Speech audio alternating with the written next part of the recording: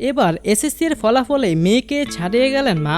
ব্রাহ্মণবাড়িয়ার নাসিরনগর উপজেলার চাতলপাড় ইউনিয়ন পরিষদের 1, 2, 3 ওয়ার্ডের সংরক্ষিত সদস্য মেম্বার 44 বছর বয়সে পরীক্ষা দিয়ে এসএসসি পাশ করেছেন। এমন খবর জেনে খোঁজ নিতে গিয়ে ফোন করতেই বেশ খুশি নিয়ে বললেন, আমার মেয়েও তো পাশ করেছেন। মা ও মেয়ের একসঙ্গে পাশ করার ঘটনা এলাকায় বেশ আলোচনা জন্ম দিয়েছে। সবাই ইউনিয়ন পরিষদ মেম্বার নুরুন্নাহার বেগমের প্রশংসা করছেন। নুরুন্নাহারের পরিবারও বইছে আনন্দের বন্যা। স্বজনরা ছুটে আসছেন তার বাড়িতে। মোবাইল ফোনে কথা হলে নুরুন্নাহার বেগম জানান, তিনি আরও পড়তে চান। অনেক বিপত্তি পেরিয়ে তারই এগিয়ে চলা। নিজের 2 সন্তানকেও পড়ালেখা শিখিয়ে মানুষের মতো মানুষ হিসেবে গড়ে তোলার প্রত্যয় ব্যক্ত করেন তিনি। পড়াশোনার কোনো বয়স নেই বলে তিনি মনে করেন। মা নুরুন্নাহার বেগম ও মেয়ে নাসরিন আক্তার নাসিরনগর উপজেলার চাতলপাড়া ওয়াজউদ্দিন উচ্চ বিদ্যালয় থেকে এসএসসি পাশ করেন। মা কারিগরি বিভাগ থেকে ও মেয়ে স্কুল থেকে এসএসসি পরীক্ষায় অংশ নেন। নুরুন্নাহার বেগম জিপিএ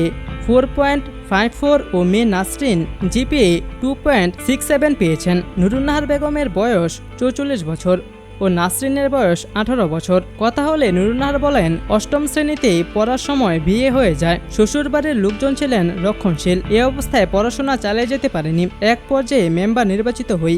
এ নিয়ে 2 বার মেম্বার। সবার অনুমতি নিয়ে আবার পড়াশোনা করি, কেননা লেখাপড়ার কোনো বিকল্প নেই বলে মনে করি। নুরুন্নাহারের ছোট ভাই স্বপন আহমেদ এ বিষয়ে অনুভূতি ব্যক্ত করতে গিয়ে আপ্লুত হয়ে পড়েন। তিনি বলেন, বোনের পাশ করার খবরে কি যে খুশি হয়েছি তা বলে বোঝানো যাবে না।